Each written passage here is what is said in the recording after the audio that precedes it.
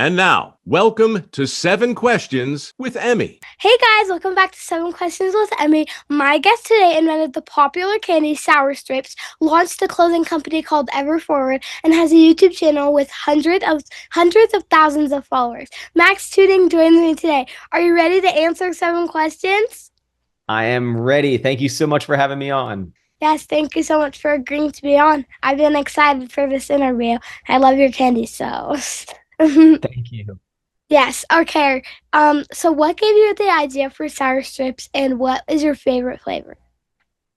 Ooh, so I am a diehard sour candy fan. Ever since I was your age, I remember just being consumed with just loving candy. I never really gravitated towards like hard candy or even more on the sweeter side. I love sour and I love gummy, and I've just been obsessed with it as I got older. And when I became, in my 30s and late 20s, I still loved eating sour candy, and I felt that there wasn't necessarily a brand that was maybe for someone like myself that wanted something a little bit more sour, wanted Yeah. kind of some cooler branding. So I took basically everything that I wished a candy brand could be, and I said I will just create it myself. And my personal favorite, this might be a surprise to a lot of people, but it is tropical mango. I Oh, just I love it. I love it yeah, so it's so much. good. Yeah, I all of the flavors are just good, but what was it like when Hershey asked if they could buy sour strips, and were you sad to give it up, or were you, well, I bet you were obviously happy, but were you kind of sad? So it was a pretty surreal moment when they, called me to have a meeting and were interested. But I was so over the moon because what that basically represented was that this dream that I had to create this candy brand that, from someone who loved candy as a kid to loving candy as an adult to being able to see the next generation growing up on a brand that I created and having one of the largest candy companies in the entire world be interested in it so much and think that what I was doing was such like a good idea that they wanted to, help grow that brand into something that could be around long after I'm gone. So I was really over the moon, and it is a little bittersweet to let go of Yeah. something that you love so much and have so much passion for building. But I knew that Hershey was a partner that would help take the idea that I had and turn it into the dream that I, could only imagine in a speed that is, something that would have taken me a long, long time. So Yeah. I think it was the right decision. I can't wait to see what they do with it, alongside, me continuing to help scale the company with them. Yeah, that's really cool. I'm so glad that you've taken off and stuff. Yeah, yeah, me too. Yeah. Can you tell me about your YouTube channel and why you decided to start one?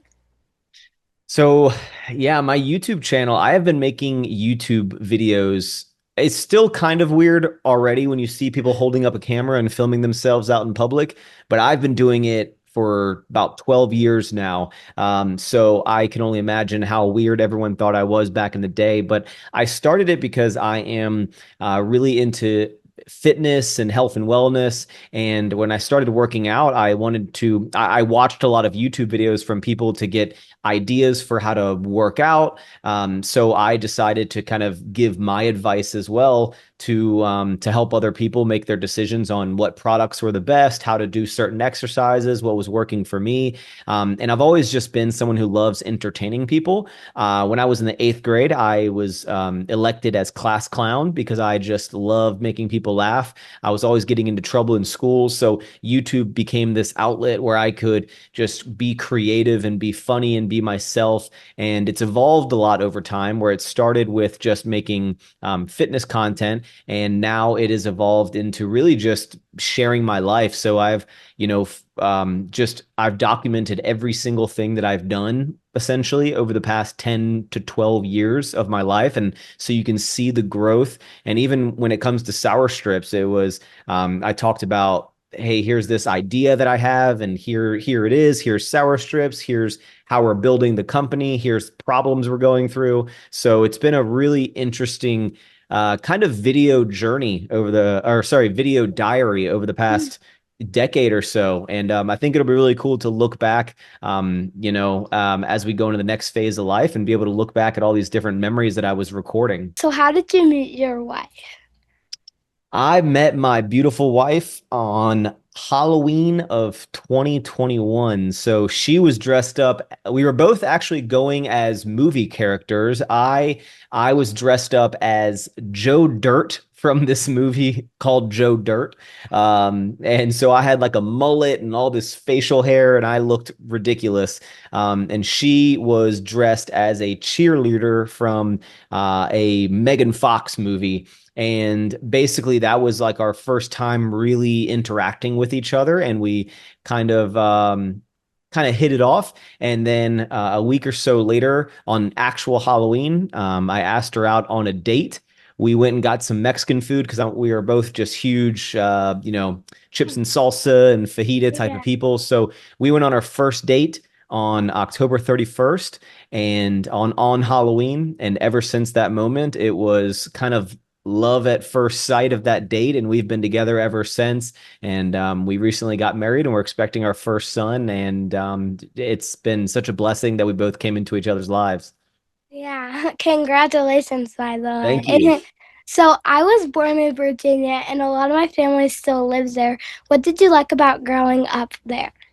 Oh, where in Virginia were you born? Richmond or slash Chesterfield? Yeah, like that area. We are basically twins. So I was born in a city called Roanoke, and then I mainly grew up in Midlothian and Richmond, right in Chesterfield. So I went to VCU downtown and lived downtown in downtown Richmond for a while. And Virginia, I lived there for 29 years before I came to Texas. And what I love about it the most, besides that my family is all, a lot of them are still there, is Virginia's great because I always say you get to really experience all of the seasons and their full Yeah. potential. So you get the really beautiful fall, you get winters with some snow, but not too much. You get everything and it's not too intense or too mild. You're also an hour from the beach, you're an hour from the mountains. There's just a lot of beauty in, I think, in the nature and in the history and in the weather of Virginia, especially being, Yeah. right there on the coast. So, There's um, something it, for everyone there. oh yes, and within an hour you can be snowboarding down a mountain or you could be at a beach, and it's a beautiful place that holds a very dear, part of my heart. Yeah, we're going in a couple weeks, so I'm really excited. Haven't I'm been jealous. there. You can come with us. There you go. Perfect. So you're about to become a dad, and you've obviously said you're excited, but I guess how do you feel about that? And yeah, I am nervous and excited all at the same time. We have a little over a month until our first son is due, and he's actually due 2 days before my birthday. So we'll see if he comes right on my birthday as well. We can share it. But I'm over the moon.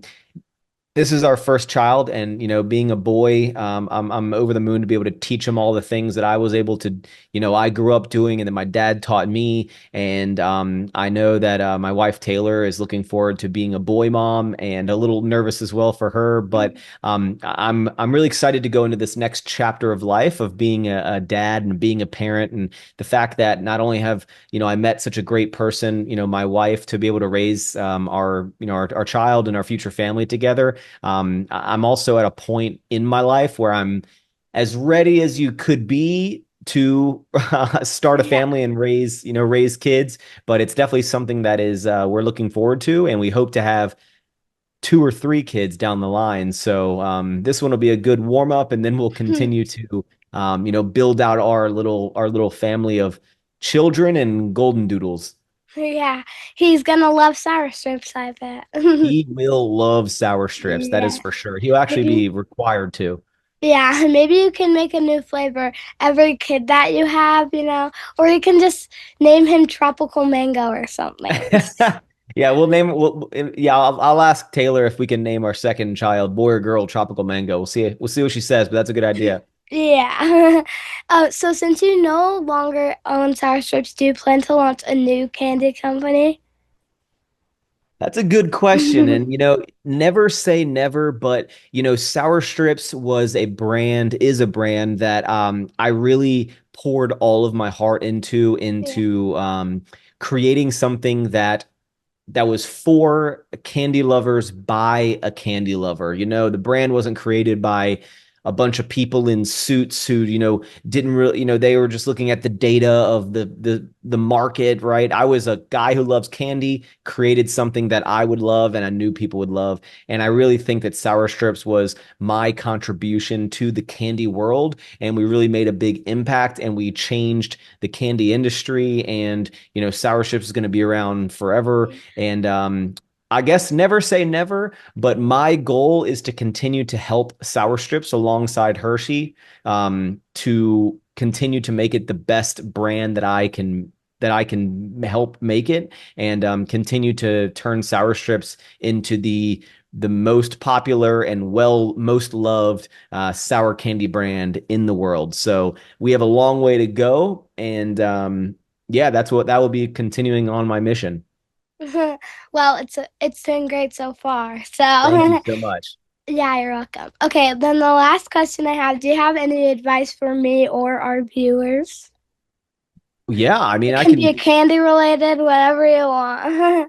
I think my biggest piece of advice, and I know you hear it a lot, but it really is to follow your dreams and follow what you're passionate about. When I started Sour Strips, it was a lot of people told me that it would be impossible to go against these big brands because I don't know anything about this space. I've never done this before. I didn't have any partners, but I just believed in myself and trusted my gut on a lot of these decision making. A lot of the decision making that I had to do throughout building the company. And I just want to say that no idea is too big or too small. It really just matters how much of passion you have behind it. Because, for someone like myself, I'm not the largest guy in the world, and I was able to make a name for myself in the fitness industry while people kept telling me that I was a smaller guy and I need to, not do this. And why should I make YouTube videos? And I got made fun of for making YouTube videos, but I wanted to do it. I got made fun of for starting this candy brand. People said that it would never work.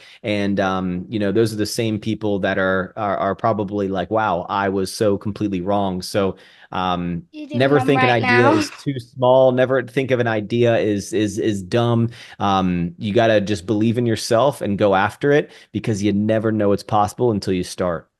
Thank you so much for talking with me today. Absolutely. Thank you so much for having me on. Thanks so much for watching. Remember, new 7 questions interviews are posted every Thursday. Be sure to follow me on Facebook, Instagram, and YouTube. Love you guys. Bye.